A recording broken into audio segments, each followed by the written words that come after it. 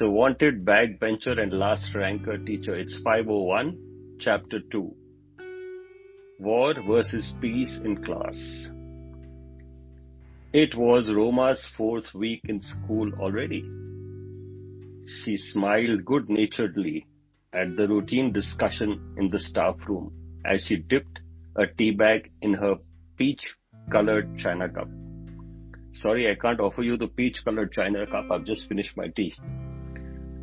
Has break begun?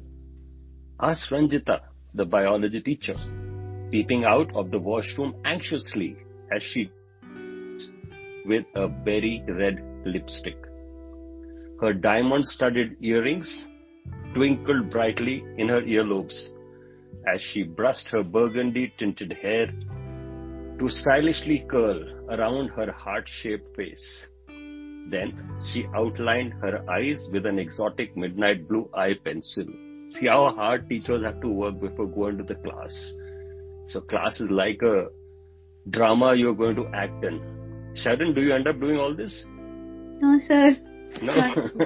Well, in this staff room, teachers are very exciting, I think. Yes, it has started and will end in 5 minutes. By the time you finish making use of all your cosmetics you carry in your purse, answered Sumita, laughing gently at her colleague and friend. Crinkling her nose in mischievous reproof, Sumita taught chemistry to senior high school students. Hey, Roma, how are things with you? Asked Sharon. Sharon, you were there in the act. Yes, sir. All good, Roma. There's a Sharon in the chapter. All good, Roma answered with a smile, taking a large swallow of green tea. She had a class in 5 minutes. It felt great being here, she thought happily. Everybody in the school was warm and cheerful. She had begun feeling at home in just a couple of days. Sumita offered Roma a biscuit. How is your class? I hope they aren't giving you trouble. She studied the new teacher curiously. Roma took a couple of seconds, nibbling at the Marie biscuit as she thought of an appropriate reply. Oh, we are still in the process of getting to know each other. She smiled faintly, unwilling to show any anxiety. She did not wish to discuss her class. They were her class, no matter whatever they did. They were family. See, that's a true teacher. Diplomatic. We heard you stomped out of your class twice last week when they refused to listen to you, did you? Sumita asked, smiling. She rearranged her pleats of her moga silk sari neatly. Running the comb through her salt and pepper hair, she fixed the loose wisps that had escaped from her elegant bun so that she looked absolutely flawless, not a hair out of place. With her exquisite silk saris, pearls around her neck, her darkened eyes, and coral-colored lipstick, she was a paragon of perfection. Adding to this aura of sophistication was her experience as a teacher and knowledge of her subject. It set her apart from other teachers who respected her outstanding qualifications, experience, and the manner in which she disciplined her students. When she taught chemistry, there was pin-drop silence in the classroom. It was my fault. I should have been patient, Roma responded. That class and patience. Keep dreaming, Roma. It won't ever happen. They are tame only with Sumita, Ria said. She taught math to that class. Ria is right. I'm speechless when I hear of the questions those kids ask the other teachers. In my class, they don't dare. It's called class control and comes with my ears. And let me tell you, I was their class teacher last year. That I lost a lot of hair executing that grueling task is also a fact, Sumita said, laughing softly. Unconsciously, she touched the receding hairline. It seemed to be getting worse every time she looked in the mirror. The other day, the 9th graders asked me why they needed to do math every day when computers and calculators are available. Now, what answer can you give to such a ridiculous question? Ria asked, looking at Sumita helplessly. What was your reply? Asked Roma, extremely curious. She rinsed her cup in the pantry tucked away in a corner of the cozy staff room. She needed to learn how the others dealt with classroom problems. She was fortunate to be working with such an experienced faculty. Answering the questions of teenagers was challenging. Sometimes one did not even have the time to think of an appropriate reply. Bang! There was a question, and the mind went blank. Don't ask ridiculous questions, just do as you are told. What else can one say to stupid questions? Ria asked angrily. That's exactly where we are going wrong, my friends, came the gentle response from the school counselor. Everyone turned to look at Uttara, a bright yellow sari draped gracefully around her slender figure. Wouldn't you all agree the kids are somewhat right? Think of it from their perspective. When there are calculators, why should they struggle with calculations? The question is a fair one. We need an answer that will satisfy them. We have to get them to understand why learning to calculate mentally and manually is important. A probable answer could be because it helps to generate confidence in ourselves and a sense of achievement that the computers and calculators do not control us. So that's what happens when we use your devices. Don't you agree? We can control aggression in the classroom in this way by being calm and smart. Do people have aggression in your classroom? Has anyone faced aggression anywhere? Yeah, Sharon? Sir, that yes. was a mistake. No, sir. Okay, good. So you do face, this is real life. Nibriti, is it connecting with you when I'm reading here? Yes, of course. Did you also deck up like this when you went inside? Does Gayatri have a staff room like that where you can have a powder room in the corner or something? Yeah, we kind of discuss and we, talk with each other. Like, not exactly. So you have staff room chatter like this? Not exactly. No, not exactly like this. Okay. But yes. So let's see what the staff room chatter here is. So no counter-aggression, right? Roma asked. Exactly. Counter-aggression escalates the problem. So now the challenge is coming. When you have aggression in a class, counter-aggression escalates the problem. It does not solve it. So as a teacher, this is the battle you face every day. When you find, by aggression, don't take it literally that someone's there to box you or fight with you. Aggression can be an aggressive reply to a question you asked. Aggression can be trying to get at you and saying, you are a dumb idiot, I know better than you. So this happens in a class. You feel every day that the children test you. Now you can't be cheeky and lose your cool and then give them a counter-aggression. What the bloody hell? Why don't you sit down? Now that's a counter-aggression. So exactly, counter-aggression escalates the problem. It does not solve it. It often fulfills the conscious or subconscious desire of the student to disrupt class and get attention. Keep in mind that a teacher who is upset is likely to say or do things that will worsen the problem. That's what the research says. It is easier said than done, Uttara. In a 35-minute class, there are perhaps 4 or 5 absurd questions and comments. It's not possible to think of an appropriate and correct reply every time. Aggression is bound to occur when students have no sense as to what to ask when. Ranjita responded harshly. Ranjita is right. Spend 10 minutes doing what we do the entire day and you will understand how difficult it is to put your advice into practice. Ria added, frustration in her voice. I am well aware that a teacher's job is challenging, but I suggest we remain calm and answer smartly without getting angry. Respond from the intellect, not the gut. It is a win-win method which enables you to address the problem without allowing your students to be in control. This way, you'll be the master of the situation, not they. A smile lit up on Uttara's lovely face. Roma nodded in silent agreement. Pick up your books.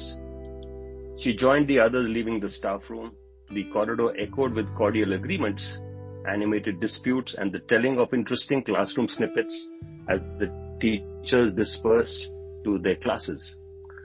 Roma had a class with the 10th graders and wanted to be on time. Yesterday, she had been cunningly waylaid on the way to the class, and it had cost her 10 minutes of class time. Many of the 10th graders were still in the washroom thinking what had worked yesterday would work today as well. Supriya preened before the large wall-to-wall mirror, pulling her silky black locks from her neatly combed shoulder-length braids and letting them fall over her forehead. Then she slowly fashioned the locks into a diva on the ramp look and intently studied her transformed image, tilting her head and pouting her lips. She glanced condescendingly at Rakhi's reflection. She was watching intently. Short and dark, Rakhi was in awe of Supriya and her gang. They called themselves the Sizzlers.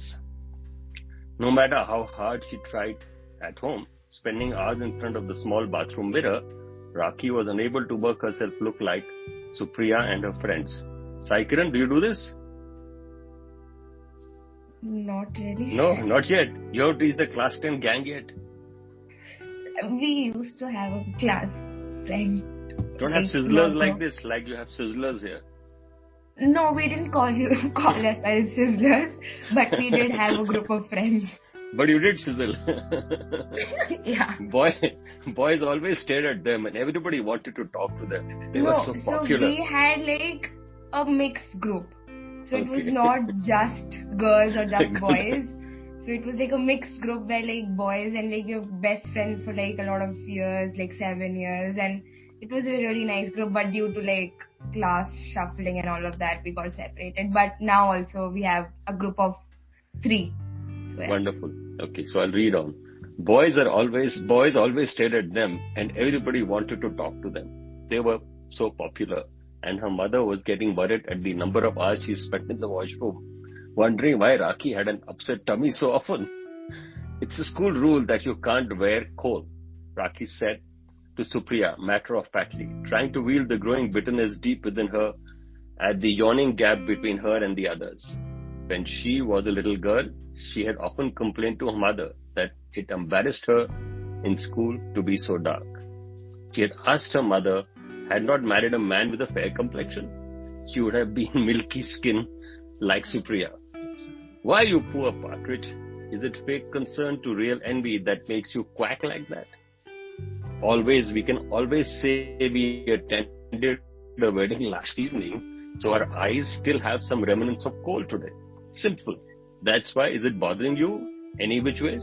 Simi chuckled nastily, double-folded her skirt at the waist to lift the hemline way above the permissible length.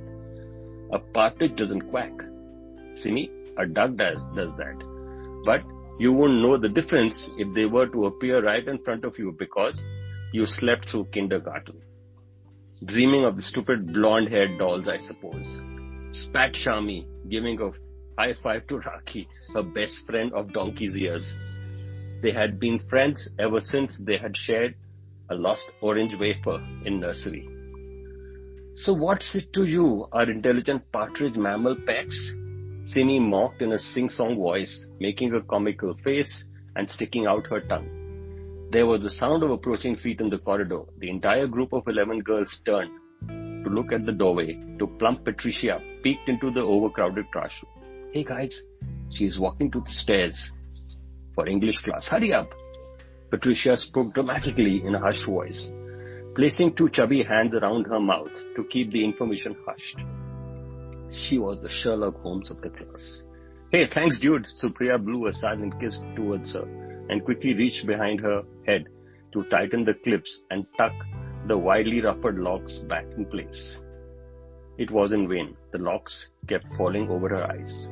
But the mess, as she turned abruptly and almost walked over Charmy's foot.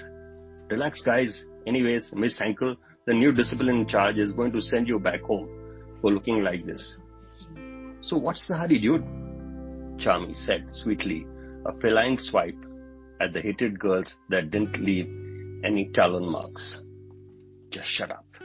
You stupid owls, Simi hissed, pulling out her skirt to hide the folded-in waist of her skirt. pulling out a shirt, to hide the folded-in waist of a skirt. Your pathetic vocabulary needs upgrading seriously. Vertikanya drawled, winking at Raki, conspiratorially, as she silently pointed to the tools of revenge hidden under the wash basin. Guys, hurry up. She'll be walking into class in 2 minutes. Patricia moaned desperately in her unremitting efforts to be part of the famous gang. She was going to be in trouble again today, trying to do the task assigned to her by the self-styled sizzlers. Just run along, Pat, and stop her wherever she is. Engage her with some random problem while we sneak into the classroom. Supriya cracked out the order in an authoritative voice. She was still desperately trying to tame her disobedient and untidy hair. But Patricia was propelled into the corridor, extended fingers poking into her shoulder blades. The sizzlers, unaware of impending disaster, walked out, noses in the air, past the male audience gathered in the corridor. Have you nothing better to do than stand up there all day checking out girls? Asked Rupa disdainfully as they passed a large group of drenched boys, water dripping from their hair and uniforms to form large pools on the floor. There had been an appalling water fight in the boys' washroom a short while ago. As the sizzlers walked towards the class, they were unaware their names were being written on the walls of the girls' washroom they had just vacated. The remaining girls in the washroom had set the task commissioned long ago by their leaders, Rudrika, to draw on the washroom walls. Let's begin the war for a noble cause, my friends, Rudrika whispered, and the washroom walls were autographed and decorated in charcoal with the names of all the recent occupants who had left with hiked-up skirts, darkened eyes and untidy hair. R.I.P. Sizzlers. They laughed, raising their hands in mock salute at the names inscribed in black on the cream walls. No one would ever imagine they were the ones who had done this because they were consistently good in studies and always considered well-bred and well-behaved by the teachers. Patricia was unable to delay the targeted teacher for a second time. Roma patiently waited outside the classroom to greet the girls trying to scurry in. She wore a red blazer over her bottle green and black sari. Finally, she asked them all, including a few of the drenched boys, to get into line so she could say hello one by one. As the glum-faced teenagers stood in line, waiting for their turn, Roma reached out and straightened collars and shirts, tucked wayward locks behind ears, and then sent them off to class with gentle pats. She kept her mirth bottled within her. Without a word, she had held out a few tissues towards Jeevan, trying to wipe the water dripping down his face from his overgrown hair with his wet tie. Fortunately, his shirt wasn't too wet, or else Roma would have had to send him to the infirmary to change. And that was his intention last week. He returned to class at all. Taking the tissues from Roma, Jeevan called out loudly, "Thank you, miss," and sauntered carelessly into class. Did you actually think it cool to behave like this? Roma wondered in amazement. She looked at the tall teenager next in queue. Supriya, you won't be able to read today in your lovely voice if that hair gets into your eyes. She patted the nervous teenager on her cheek and then dug into her purse to fish out a few clips. You have such lovely eyes, Supriya. They don't need artifice, she said as she clipped the loose hair away from the young girl's forehead. See how the teacher's working her way, child by child, student by student. Sorry, miss. Actually, I wanted to tell you ever since you came to our class that your eyes remind me of glazed chocolate sauce. The now relaxed adolescent mumbled, then aback by the easygoing attitude of the new teacher. Thank you. What a beautiful comparison. Now run along to class. Roma laughingly sent Supriya off, and they turned to look at the last one whose skirt was riding high and uneven below the knees. She suppressed a smile at the bunched material around the waist. Teenagers are so funny at times. She steadied the nervous teenager with both hands and bent down to tug the skirt down to its rightful length, reassuring her softly, "You know what, Simi, you look So much better now, very graceful and slender. The tall adolescent started back in speechless confusion. Finally, Roma walked towards the classroom. Its walls were adorned with colorful displays on famous personalities. There was also math in sports posters, some French words list, and poems of pupils pinned on the bulletin board. A class of 30 teenagers was scattered around the benches.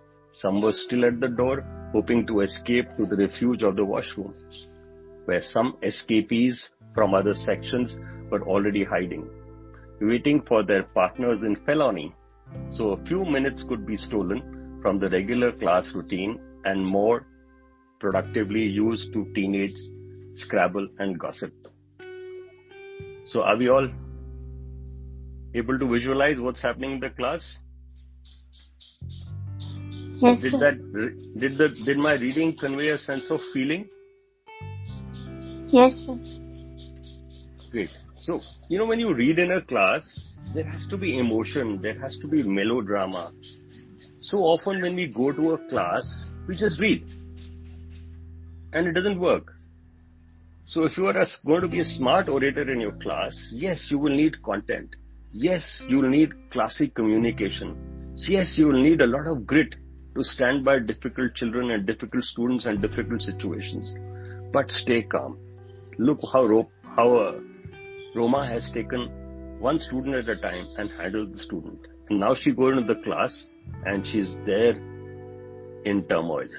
Sometimes a message is sent to the mobile phone tucked away in shirt, shoe or pocket. Sometimes the device in silent mode was taped beneath the desk, or coded message on scraps of paper was sent using trusted and commissioned messengers. He come to the washroom, waiting for you. Most of the class intentionally or reflexively ignored the new teacher's presence as he stood waiting for them to get into class, stand and wish her good afternoon, so that she could begin teaching the powerhouse classroom of 15-year-olds a romantic poem from the literature reader. It was the 7th period of the day and she could feel the restlessness. She could almost hear the words, "Why couldn't she be absent today? Have they nothing better to do? Why doesn't she ever suffer from migraine or diarrhea?"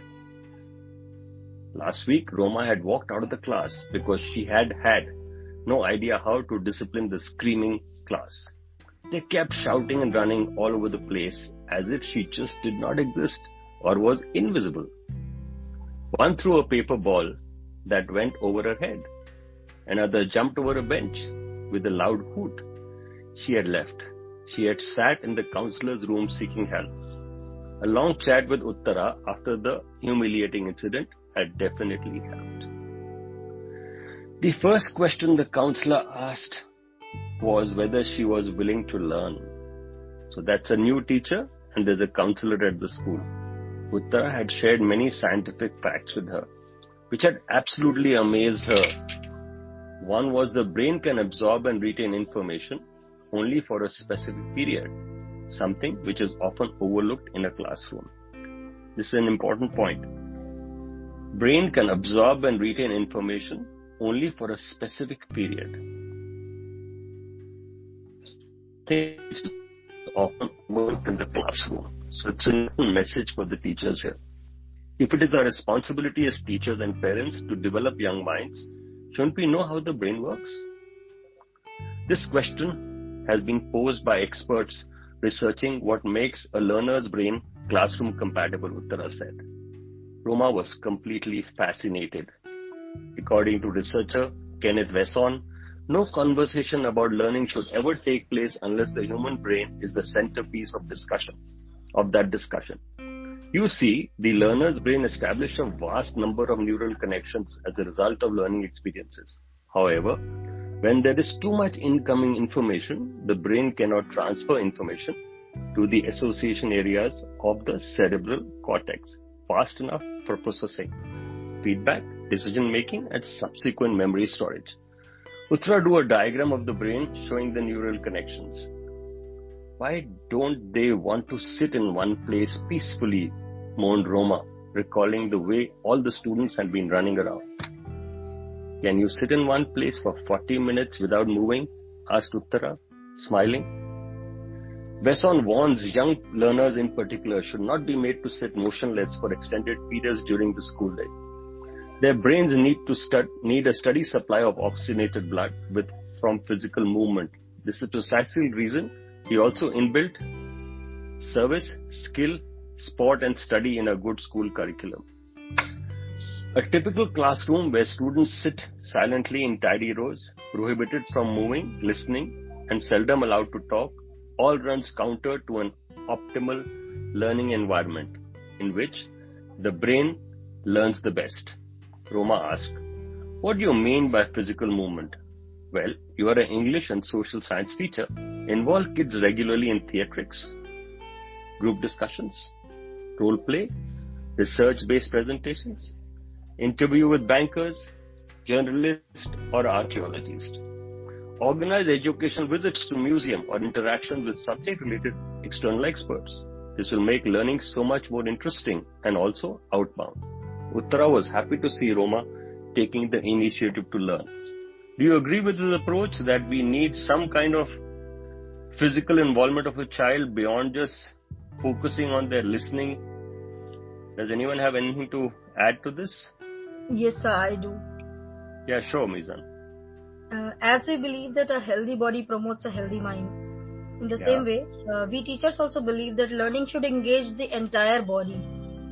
I mean, eating healthy and exercising makes the brain work better. In the same way, I think we should also have more activities along with the work, the written work, the oral we have in the classroom. This is what the author also wants to say in the passage, I believe. Absolutely brilliant. I mean, you captured it so well. And like today, when we talk of flip learning or we talk of learning which is experiential, if I may use that word, I won't call it experimental, I'll call it experiential.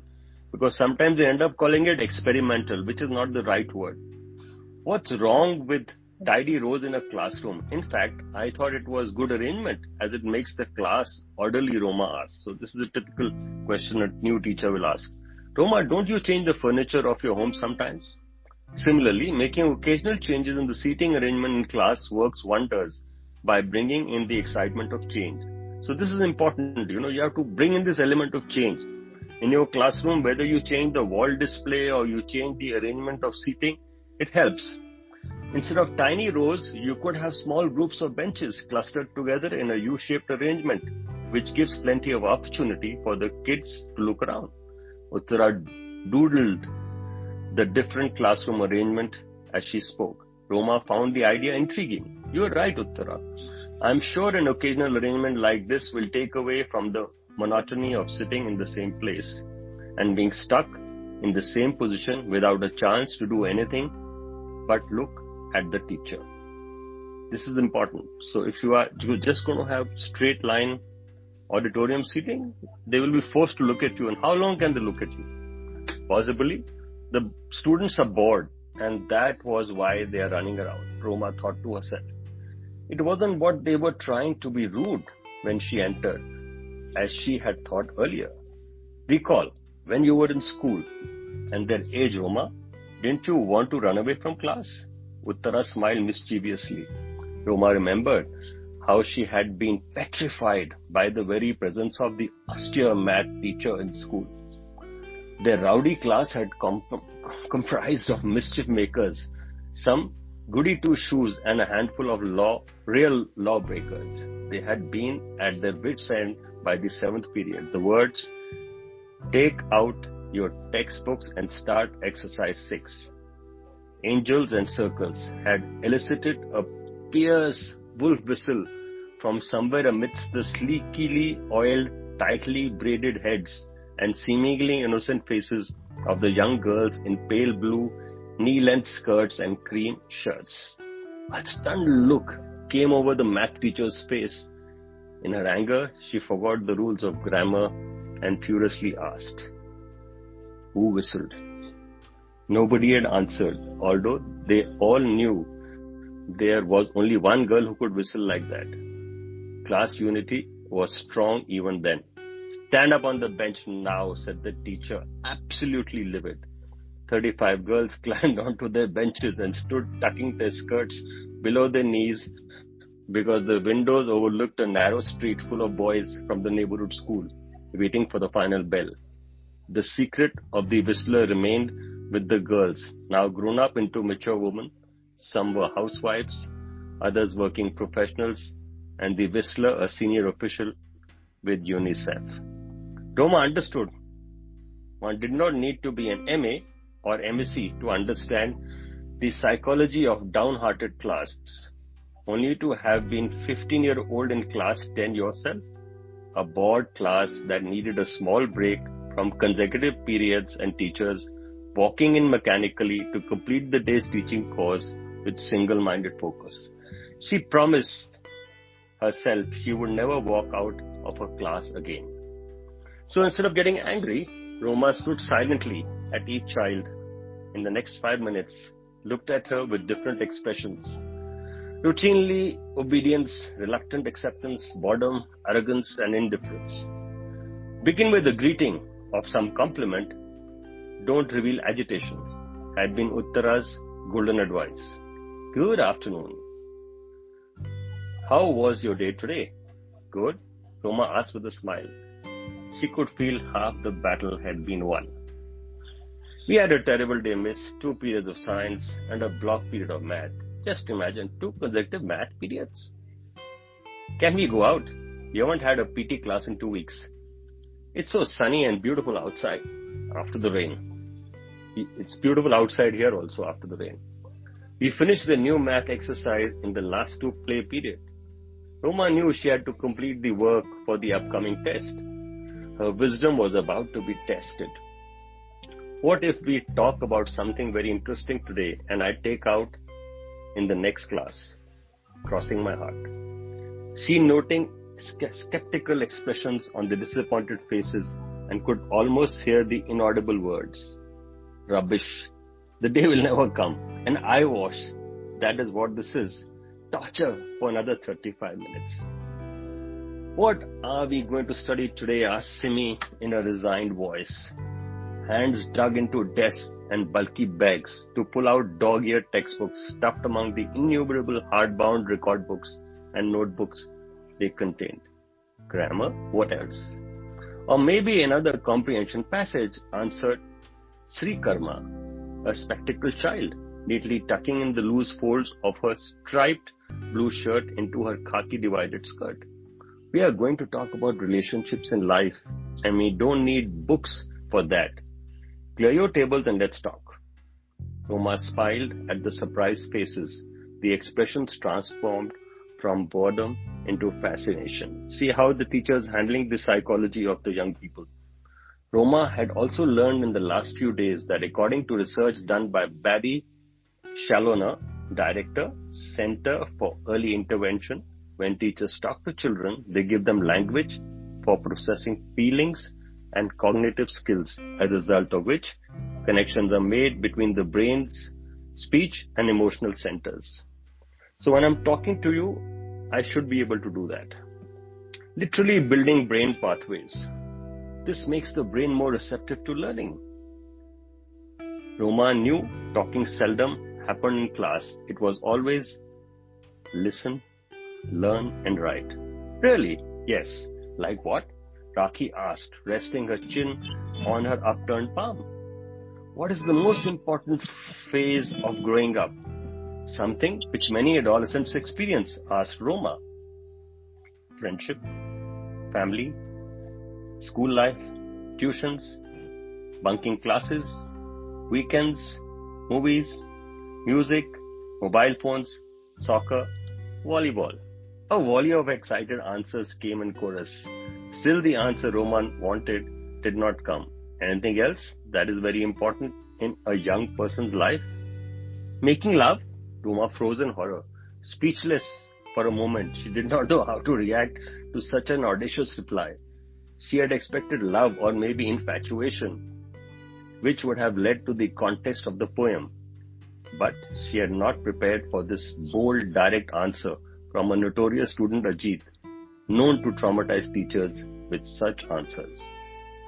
Should I ignore the question and pretend I have not heard the remark? She asked herself as challenging eyes poured into her face. No, that would mean running away from the situation. And possibly it would occur. Ajit would know he had succeeded in embarrassing her, and he would repeat his behavior knowing he would get away with this impudent remarks. Nibrati, would you like to read?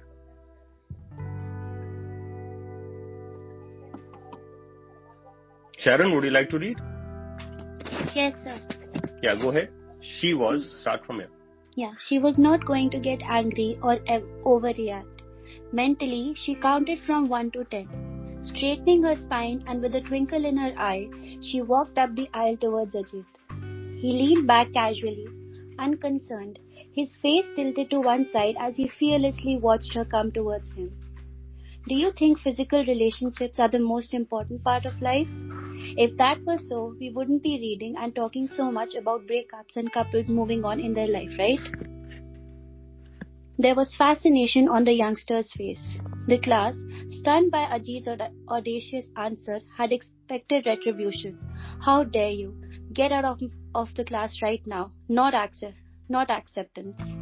So what do you think keeps relationships going? If the physical aspect is not the only cementing factor, Roma asked casually.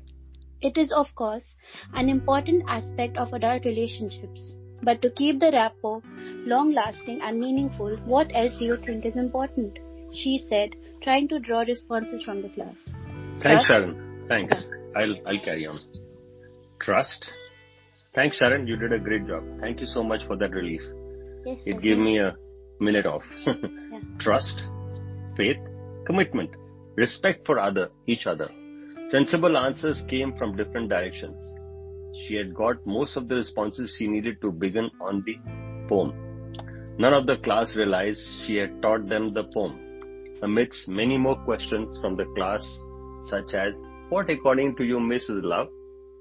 And especially, what is your opinion on teens in love? Although casually Roma knew her answer was important to everyone there, she smiled and answered, it is beautiful to be in love. A person in love finds the world magical and rosy. It's a phase in everyone's life. There is nothing wrong with that. But the way you handle the emotion is an important challenge. When all is said and done, you cannot forget your first priority is school, to study, to be educated. You come to school to find the place in the world that is yours alone, to stand on your own feet, although you may believe that friends should accept you the way you are. They will proudly if you perform well. Respect is important in a relationship, any relationship, and we have seen that in all the beautiful writing you did. Neetu and me were so enamored with your writing. Thank you for understanding the meaning of relationship, and you all did a great job. So pick up your hands and put them on your head and bless yourself. The lesson was completed and the assignments readily accepted. The next day, one English class was spent on the basketball court. Promises had to be kept no matter what. As Uttara had said, learning did not necessarily happen only behind closed doors. Movement should be an integral part of teaching. Making learners sit for extended periods of time can have detrimental mental effect on the body. If students are allowed to stand or move during a lesson, they are less fatigued and able to concentrate better on the tasks at hand. Roma had the complete attention of her class next Friday when she taught figures of speech like personification, simile, and metaphor on the school lawn. In fact, there were plenty of examples in the beautiful surroundings to explain the definitions too. It helped increase their attention span wonderfully. In 1 week, Roma had learned so much about the learner's brain. She had spent many free periods talking to Uttara or researching in the library on teen behavior and brain science. A sudden riddle while teaching or a class game after a complicated explanation improved learning. She also realized that she had not been a behavioral expert to deal with obnoxious questions or turbulent behavior in a classroom, as she had feared. Uttara had wisely quoted Sally Kulenschmidt's and Loy Lane, who believed that interpersonal problem solving is partially an ability to be mastered and partially an art to be developed. So this is an important element for a teacher. Interpersonal problem solving is partially an ability to be mastered and partially an art to be developed. When the bell rang, Roma left with a sense of achievement. She had been able to keep the class engaged and happy. Not once had she been tempted to shout or reprimand. So that's the beauty of being a teacher. Now, it was finally the 8th period. Roma sighed in relief and the day was ending without any more trouble. But she sighed too soon. Just then a note arrived from Miss Henkel, the discipline in charge, requesting her to accompany the entire Sizzlers gang to the administration office. According to the note, the girls had damaged the washroom walls. The last time it had been the library wall. Was there no end to classroom drama and the teacher's trials? Roma thought in despair as she signed her acknowledgement on the note brought by the office attendant. Her students were busy writing notes when she requested Simi, Supriya, Rupa and Patricia to come with her for 10 minutes. The agitated girls grumbled, moaned and argued unceasingly with Roma as they walked towards the administration office. Roma remained silent during the 2-minute walk as she tried to figure out who was the culprit in this recurring mischief. The argument presented by Simi so passionately actually made sense to Roma. Why would we write our own names on the walls? Isn't that common sense? When Roma remained silent, Supriya pranced in front of her, walking backwards so she could convince her very disappointed looking teacher that they were not the culprits. Say all this to Miss Henkel very politely, Supriya, Roma advised, and turned Supriya around before she stumbled walking backwards. Roma felt torn as she listened to Supriya's sensible reasoning. The agitated girl was trying her best to convince Roma of their innocence, looking her straight in the eye. Roma knew in her heart that their words were true. There's no point, Supriya. Nobody's going to believe us, Rupa told Supriya in a dejected voice. Would it be good if I finish this chapter? It's a little bit left. Is everyone good with that? Yes, sir. Yes, sir. Yeah. So we just finish this chapter, then we'll try and do it in shorter time next week when we meet. Yes. With a heavy heart, Roma knocked at and then entered Miss Henkel's office with her girls. She felt guilty that she could do nothing, not even console the girls. She could not give them hollow hopes. She was helpless in the matter, although that was something her class would never know. Disciplinary action against students was taken solely by senior teachers and the discipline in charge. Young girls will never learn right. Miss Henkel spoke in her no-nonsense, no-argument voice to the girls standing before her table. But Supriya cut off immediately. Supriya, I don't want to hear a single word from you, Miss Henkel said impatiently as she pushed her dark, horn-rimmed spectacles up her nose. She gave them a withering look before continuing. Well, last time you were fined for scribbling on the library wall. In spite of that, you have now not mended your ways. So this time, your parents will not bear the brunt of your mischief, you will. Miss Henkel poked an index finger on Simi's shoulder. You will work off the damage by mowing the school lawn and cleaning the school canteen for a week after school. Am I clearly understood? Miss Henkel looked at the 4 girls staring back at her in stunned amazement. They had been judged and penalized without a hearing. But this is so unfair, Miss Henkel. Why would we write our own names on the walls? Rupa asked. Roma had a foreboding, impulsive words that would get the girls into further trouble. Miss Henkel, may I? Roma was cut short without apology. I advise you to stay out of this, Miss Mathur. And Rupa, for your insolence, you girls will mow the school lawn and clean the school canteen for 2 weeks.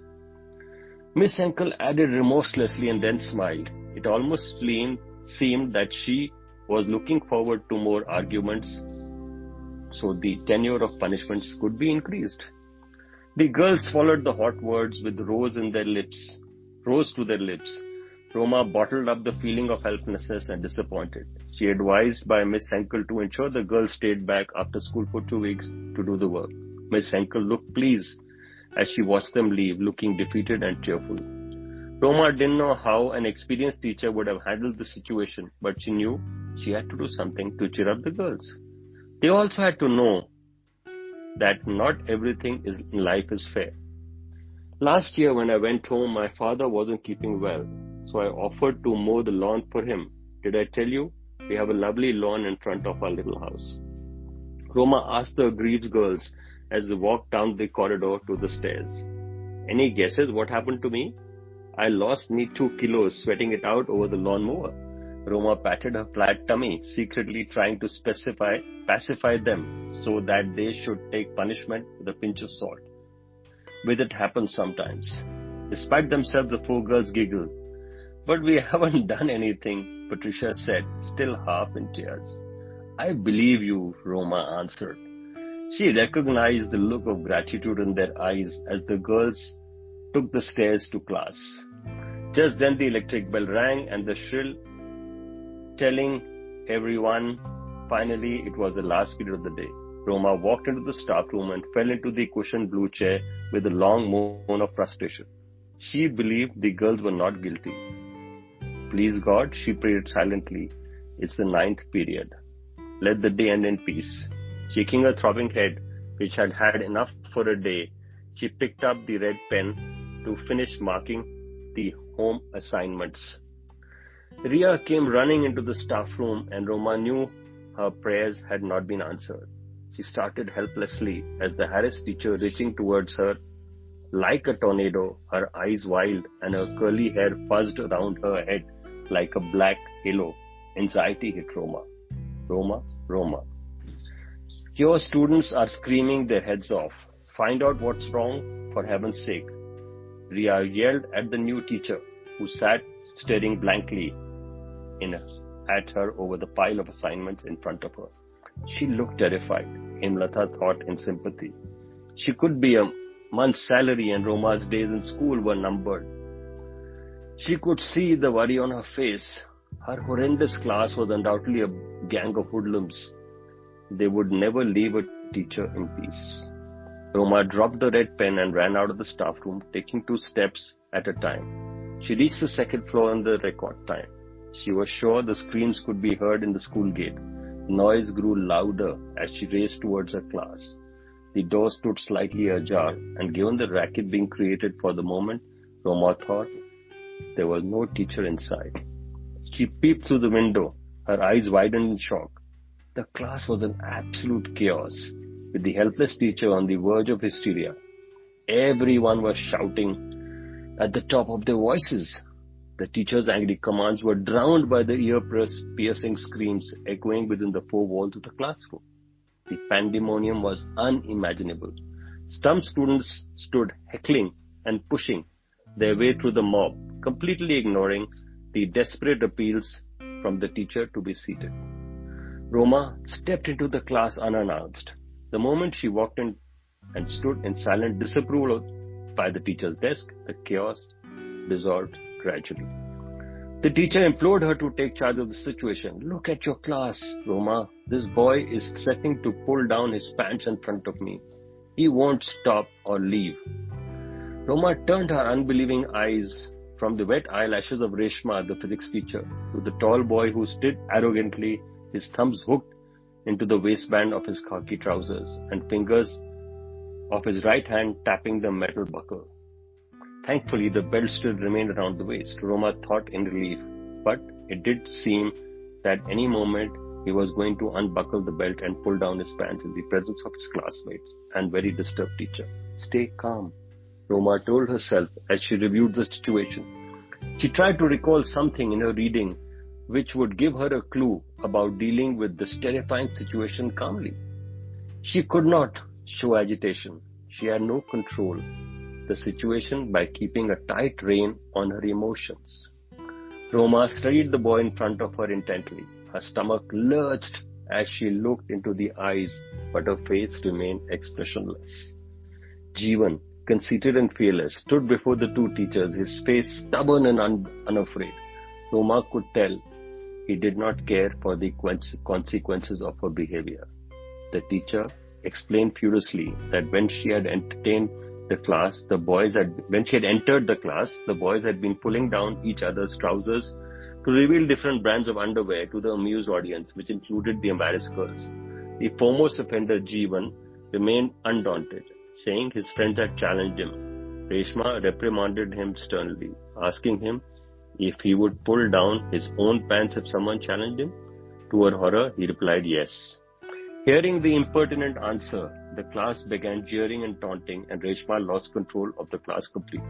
Stop it, child. Please leave the classroom right now. Her appeals fell on deaf ears as pandemonium ensued. The class had reached an uncontrollable level of gross indiscipline moments before Roma had walked into the different situation. She counted silently to 10 and took a deep breath. Then smiled at the grave situation, which had turned everything upside down, and asked the incredulous teacher, "So what is the problem, Reshma?" The class stared at her as if she had gone completely mad. "Let him go ahead, but after the students and teachers have left the classroom," Roma said solemnly, the underlying threat had been conveyed subtly and quietly. According to experts on high-risk behavior, sometimes one simply cannot make someone feel a particular emotion or see a point. In this case, uncivil behavior. They suggest that teachers redirect the situation to distract the students. Instead, Roma knew she could not change Jeevan's behavior, but she could control herself and her expectations of coping with such behavior. She knew that if not handled carefully, it would happen again. This was the time to redirect class behavior and distract Jeevan. I'm sure you would have come across such challenging situations with senior students. Uttara had told her right at the beginning that the world over, faculty are confronted with students who engage in behavior that is disruptive to the educational process. It doesn't only happen in our school, she had said. If such student behavior was ignored or poorly handled, a single act of incivility could have long-term effects on the classroom atmosphere. Thus, to avoid escalation of misbehavior, teacher can follow clinically proven strategies, which include clarifying the problem, identifying critical elements, understanding the context in which the behavior occurred, and analyzing their own behavioral response to the situation. How beautifully the steps are put down. The problem was the fun had transgressed classroom decorum. The critical element was that the entire class was in mischief mode, each student trying to prove that his conduct was the most daring. The context was Jeevan attempting to elevate this fragile classroom image, irrespective of the consequences. Finally, underestimation of the situation and miscalculation in the response had to be a deterioration of the situation. Reshma had expected Jeevan to say no to her question.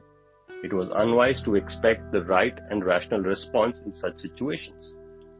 Roma knew the students could resort to anything to seem invincible amongst their peers.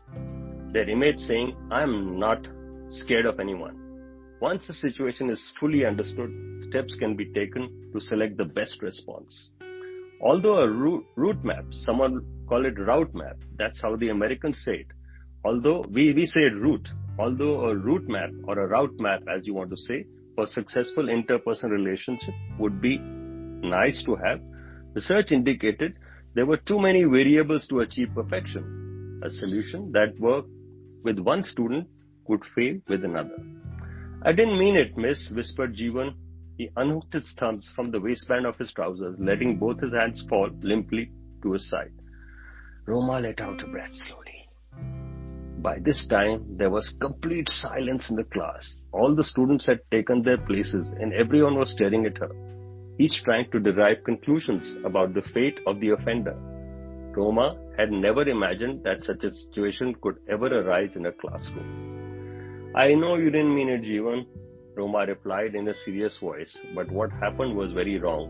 You should have listened to your teacher when she asked you to stop." He noticed Jeevan balling his hands and shifting his feet nervously. Tagging a student's behavior as atrocious or shameful could be at odds with the student's personal experience. It was better to observe rather than use instigative words or make unfounded accusations. "See me after the class," said Roma, quietly before leaving.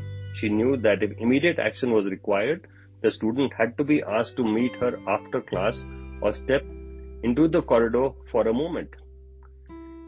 Care had to be taken not to hurt the self-esteem of the student, very important, by reprimanding him in the presence of others, especially his peers. The most desirable resolutions happen when both parties are calm. Last week, when Roma had walked out of class, she had been most agitated. Flexibility was necessary to deal with unforeseen circumstances. I repeat, flexibility was necessary to deal with unforeseen circumstances. As Roma walked out of the class, she smiled at Reshma. You picked up the abandoned physics textbooks and resumed teaching. There was pin-drop silence in the class for the remaining 20 minutes. As Jeevan sat down and opened his textbook, he secretly looked at his class teacher walking towards the stairs. One moment, she had been feeling so brave and in control of the situation, and the very next moment, he had become confused. For a moment, he had thought the whole class was going to walk out, leaving him alone. That would have made him look very foolish indeed. Roma had a long discussion with him before he went home. He apologized to Reshma the next morning and promised he would never behave like that ever again. He reminded Roma of the most mischievous member among a troop of monkeys in Maithran, a hill station in Maharashtra. If they see a scared human, they leave no stone unturned to petrify the person. Never look monkeys in the eyes. They grimace, bare teeth, lift their brows over intimidating eyes, hunching their forepaws to indicate impending attack. But if you walk past their indicating anxiety, they let you pass unhindered. If you walk past their indicating anxiety, they let you pass unhindered. So in a war zone, when you do a hands up, they let you go. You raise a white flag, that's peace. When students know that they can get away with unscrupulous behavior, they test the teacher's fortitude. Their behavior varies according to the keen perception of their teacher's temperament and personality. Years ago, the math teacher had lost control in the class in a perilous state of anger and frustration. The lesson of the day remained untaught and the culprit remained undiscovered. As for the girls, some sense of shame lurked in them to this day. There weren't any winners. But had the math teacher handled the situation in a quick-witted way, the chapter would have been completed and she would have won hearts and loyalty by admitting she could never whistle, no matter how hard she tried. But this whistle was so good, it could have put a steam engine to shame. But such an accomplishment was wasted in the wrong place and at the wrong time. The best teacher thinks with her heart and feels with her head. I'm going to copy this quote, lock it, and put it here. The best teacher thinks with her heart and feels with her head. Thank you for your patience. I know we went little over time, but idea is to read the chapter of the month on the first session with conviction, with feeling, with thought, with love. So reading is like a love affair. It has to be so intimate. Sorry, I got this idea from this chapter. But when you read, that's your emotion. When you read, that's your feeling. Fantastic example about the monkeys and the eyes. So when you have monkeys in your class, be careful. That's the only message we have. It's now 5:59. My apologies for the extra 14 minutes. But we will do 30-minuters from next week and we'll give you the 45 minutes which we have crossed by 15 today. We will give you those 15 minutes back because in life, that's all you have as wealth, your time. So these 15 minutes will come back to you in successive sessions. Next time we'll analyze the chapter. There's nothing more today. There's no discussion. And just chilled. You have to do nothing this week. You have to do nothing this week. No telegramming, no chatting, nothing. Just think over this chapter. Read. Connect it with your classroom. When you go to your class tomorrow, look at students with different eyes. When you go to the class tomorrow, go with a different heart and see how your class looks like. That's the only message I want to leave for today. So thank you so much. What a wonderful evening. I should say Jai Hind, Khuda Hafiz, God bless. Have a great week ahead. Until we meet next weekend. Thank you, Next sir. Saturday. Yeah, next Saturday we'll do the takeaways from the session. So you have to do nothing. Just read the chapter. We don't do homework. Thank And you, we'll sir. try never to leave homework. We'll try that always. Thank you, sir. Thank you, Bye-bye. sir. Thank you, Bye-bye. sir. Thanks, Neetu, for holding the show. Thank you, Neet. Thank you, Thank you, Neetu Sai. ma'am. Thank you, Thank Sai. you, and thank you everyone for joining. Thank you, ma'am. Okay, others want to read. Yeah.